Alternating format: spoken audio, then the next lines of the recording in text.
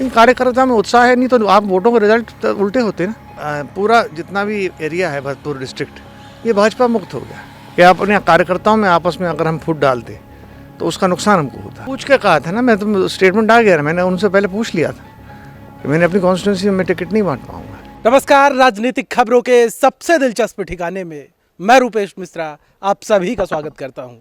और आज के हमारे खास रिपोर्ट की बात यह है कि आज हमारे साथ बेहद खास मेहमान यानी कि पायलट कैंप के अर्जुन विश्वेंद्र सिंह जुड़े हुए हैं।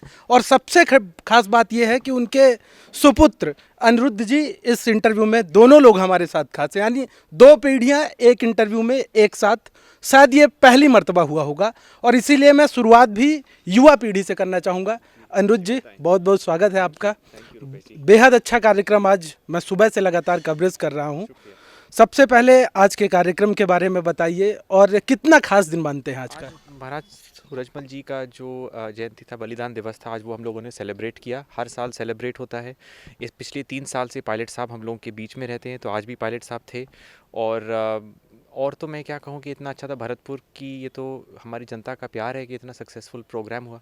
इससे ज़्यादा और मैं क्या कहूँगा, आभार। मेरा एक प्रश्न आप था कि पायलट कैंप के अर्जुन, अभी तक मैं विश्वेंद्र सिंह जी को कहता था, अब मैं आपको कहूँ या विश्वेंद्र सिंह जी को? नहीं, आप महाराज साहब को ही कहें। मैं तो सिर्फ पायलट साहब का एक छोटा सा सेवक हूँ और पायलट साहब मेरे कार्यक्रम में आए, इससे मेरे लिए इससे ज़्यादा और क्या हो सकता है। बस मैं तो यही कहूँगा। बिल्कुल ठीक कहा आपने। विश्वेंद्र सिंह जी मेरे साथ जुड़े हुए हैं। विश्वेंद्र सिंह जी, आपका जो एक बयान था सबसे ज़्यादा चर्चित था कि भाजपा का सूर्य आपने अब अस्त कर दिया अपने क्षेत्र से, क्या कहेंगे? देखिए, ये तो स्पष्ट है कि सिवाय सांसद को छोड़ कर के पूरा जितना भी एरिया है भरतपुर डिस्ट्रिक्ट ये भाजपा मुक्त हो गया। नगर निकाय चुनाव में मेरी कॉन्स्टिट्यूंसी मैंने सिंबल तक नहीं बांटे, फिर भी दोनों चेयरमैन बने, दोनों वाइस चेयरमैन बने अनअपोज्ड। आपने सिंबल नहीं बांटे, इस पर ही प्रश्न चिन्ह खड़े हुए थे, ये बात आपको याद है? बिल्कुल याद है। और मेरी बात सही निकली कि नहीं निकली? ये टिकट लेने वाले इतने ज़्यादा थे कि अपने कार्यकर्ताओं में आपस में अगर हम फूट डालते तो उसका नुकसान हमको होता। भाजपा ने टिकट दिए, कुम्हेर में 4 निकल के आए और डीग में 6 निकल के आए, तो उसका रिजल्ट आप देख लीजिए। विश्वेंद्र सिंह जी, इस जीत को किस रूप में देखते हैं? चूंकि पार्टी में भी जिस प्रकार से बातें सामने आई थी, गोविंद सिंह डोटासरा जी ने कहा था कि वो रिपोर्ट लेंगे, क्यों सिंबल नहीं बांटे? पूछ के कहा था ना, मैं तो स्टेटमेंट आ गया, मैंने उनसे पहले पूछ लिया था कि मैंने अपनी कॉन्स्टिट्यूंसी में टिकट नहीं बांट पाऊंगा। तो उन्होंने कहा जैसा आप चाहें, हमें तो चेयरमैन चाहिए। बोर्ड बन गया हमारा दोनों जगह। और आपने ये भी बोला था मेरा चेहरा ही काफ़ी है कांग्रेस पार्टी के सिंबल की। नहीं, लोग ये कह रहे थे, मैंने नहीं कहा। लोगों ने कहा कि आपके फ़ोटो की हम यूज़ कर सकते हैं, बिल्कुल करें आप यूज़, और इसका मैं आभारी हूँ। और आज का जो कार्यक्रम हुआ है ये महाराजा सूरजमल को श्रद्धांजलि देने के लिए, क्योंकि धारा 144 लगी हुई है, उसके बावजूद इसको लिए हमको बहुत छोटे रूप में रखना पड़ा। लेकिन इतना मैं कहना चाहूँगा कि हर साल होता है ये कार्यक्रम, और हुड्डा साहब ये लोग दूर दूर से पधारे, पायलट साहब और भी लोग पधारे, हेमाराम जी, हरियाणा से भी और नेता पधारे, ओला जी, इनके लिए सबके लिए मैं धन्यवाद देना चाहता हूँ। विश्वेंद्र सिंह जी, प्रदेश प्रभारी अजय माकन जी एक बार फिर से प्रदेश के दौरे पर हैं।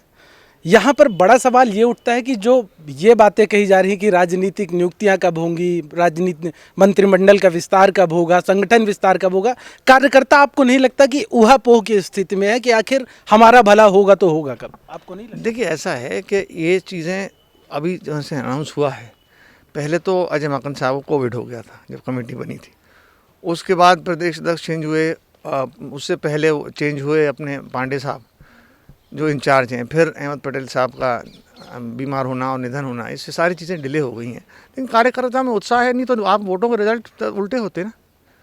नहीं, तो यहाँ तो आपका चेहरा चलता है, इस वजह से परिणाम नहीं, ऐसी बात नहीं है। मतलब आप पूरे राजस्थान में आप देखें कि इन्होंने अपन ने कांग्रेस ने निकाय चुनाव में बहुत अच्छा परफॉर्मेंस किया है। तो क्या लगता है राजनीतिक नियुक्तियां आखिर क्यों नहीं हो पा रही हैं? संगठन विस्तार का कार्यक्रम आखिर क्यों रुका हुआ है? ये डोटासरा साहब से और मुख्यमंत्री जी इसको बेहतर जवाब दे पाएंगे। लेकिन कांग्रेसी कार्यकर्ता तो कह रहे हैं पायलट गहलोत गुट आपस में आमने सामने हैं, दोनों के बीच में सहमति नहीं बन पा रही। यहाँ कोई आमने सामने, यहाँ तो कोई नहीं करना, तो कोई आमने सामने की बात ही नहीं है।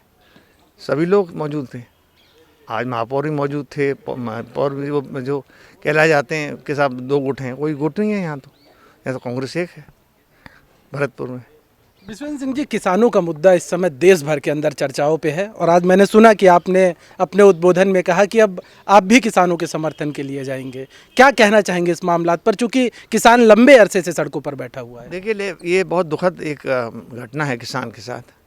मैंने रास्ते में हुडा साहब ने कहा था कि आपको पलवल आना है, तो मैंने कहा हाँ निश्चित रूप से आऊँगा। और राजस्थान के किसानों को भी अपन को मोटिवेट करना है कि भाजपा की जो गलत ये डिसीजन हुआ है, ये जो कानून पास हुआ है, इसका पूरा पुरजोर विरोध जो हो रहा है उसका समर्थन हमको निश्चित रूप से करना चाहिए। तो आप कब बना रहे हैं योजना किसानों के पास जाने की? आपको सबसे पहले सूचित करूँगा। तो ये थे पूर्व मंत्री विश्वेंद्र सिंह जी, जिनका साफ तौर पे कहना था कि कांग्रेस पार्टी में कोई गुटबाजी नहीं है, कांग्रेस पार्टी एक साथ है और आगे भी एक साथ रहेगी। कैमरा पर्सन हेमंत के साथ मैं Rupesh Mishra, the fact India, Bharatpur.